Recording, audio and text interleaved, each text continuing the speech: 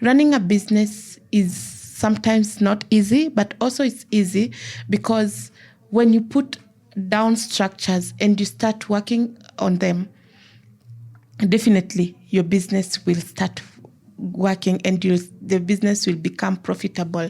It doesn't matter. There are profitable businesses, and some people have opted to go to non-profit or coming up with non-profit organizations.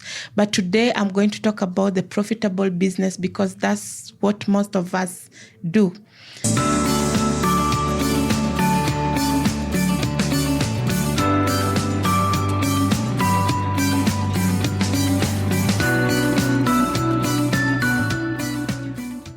Hi, welcome to the Accounting Girl Show.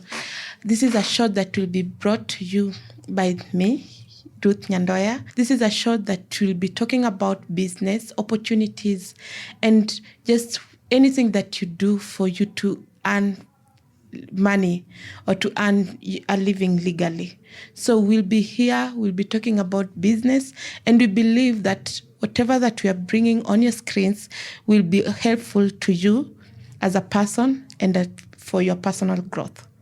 Today, we are going to talk about how to run a profitable business. There are a lot of ideas you've read online, you've gone through books, and there are a lot of advices that you've gotten. But I believe whatever that I'll be telling you might help you in one way or another. Running a business is sometimes not easy, but also it's easy because when you put down structures and you start working on them, definitely your business will start working and the business will become profitable. It doesn't matter. There are profitable businesses, and some people have opted to go to non-profit or coming up with non-profit organizations. But today I'm going to talk about the profitable business because that's what most of us do. Number one, before you start any business, you need to think about, what am I going to provide to these people? Is there a need of them? But if there is a need and there's someone else who is doing it, how uniquely can you position yourself for you to be able to run this particular type of business? Number one, my advice, I've always said, first do a survey of what you want to do. If you know that you want to sell, let's say, flour, porridge flour, which type of porridge flour do you want to sell? Do you want to focus on just children? You want to focus on sick people, or you want to do a general porridge business? You will maybe say you can do a trial. You can make a sample of the flour and let people taste your flour. And from there, the feedback that you get will motivate you to go to the next step that I'm going to talk about, registering your business legally.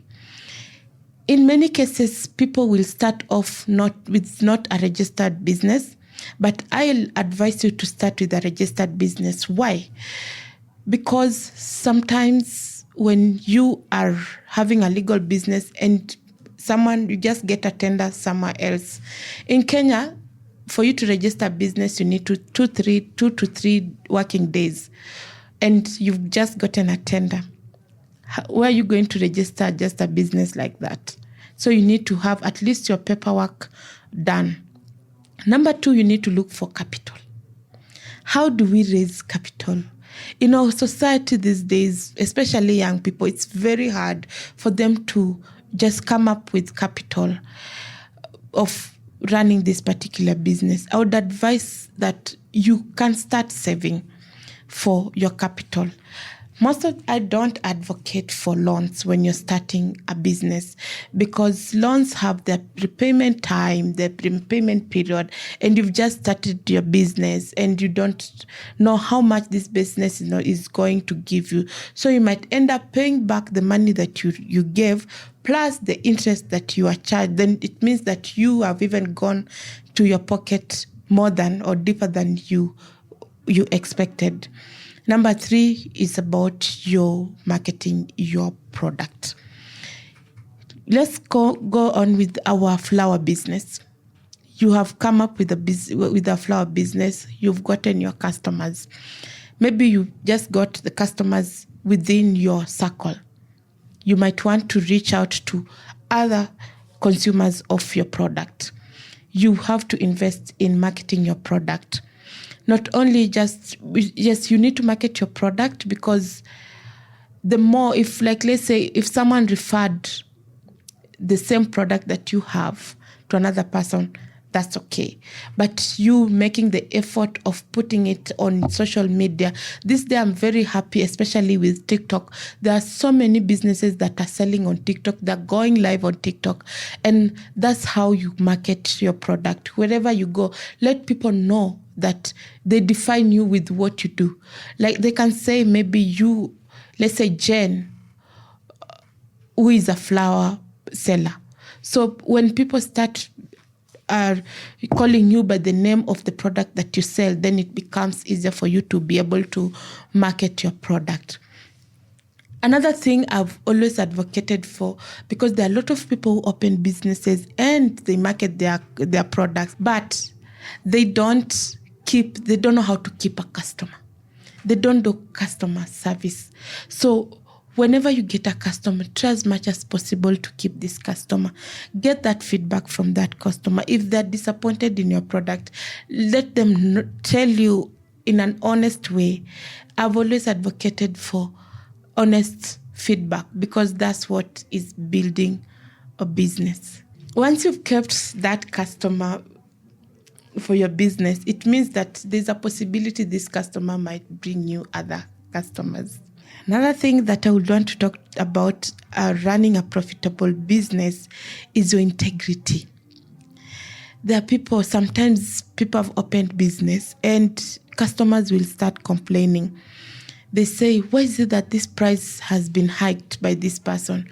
You don't tell your customers in advance that these prices will be hiking from this particular time.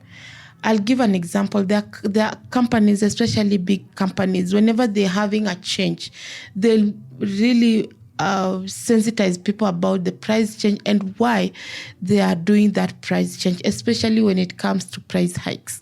So if you can justify why you've hiked your prices, then it will make customers trust your product. Also, avoid getting yourself into dirty deals. There are a lot of dirty deals that are happening.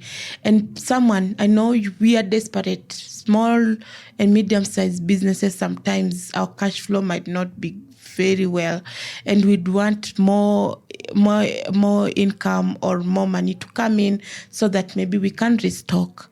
So if someone brings an idea of a dirty deal and you happen to use your business papers to do the dirty deals, it means you're going to suffer at the end of the day, because what if the dirty deal will not go as is planned? One last thing is about the accounting part of your business. I know people will always say, as long as I've made my sales, I've paid my suppliers, that's it. There are a lot of costs that are being overlooked in most businesses. For instance, in our flour business, we've bought our ingredients. Let's say we have 3 ingredients.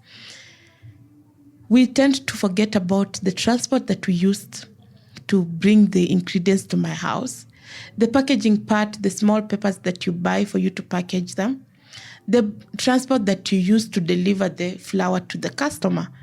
So most of the time, these costs are being overlooked.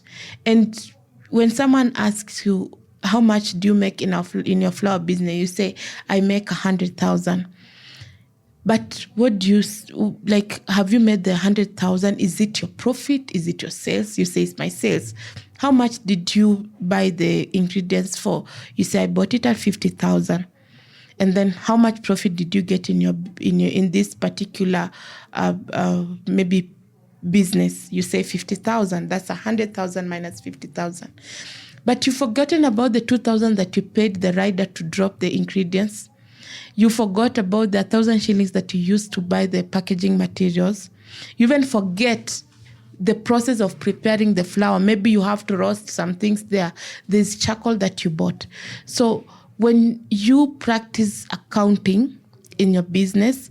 You don't need to be an accountant to be able to do the accounting. Just put down that I bought at 100. I've spent 50.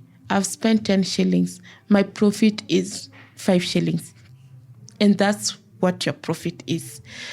Let's practice to record each and every transaction that we do in business. And from there, we'll be able to analyze our businesses if we are still in business or we just opened a charity organization. Thank you for watching.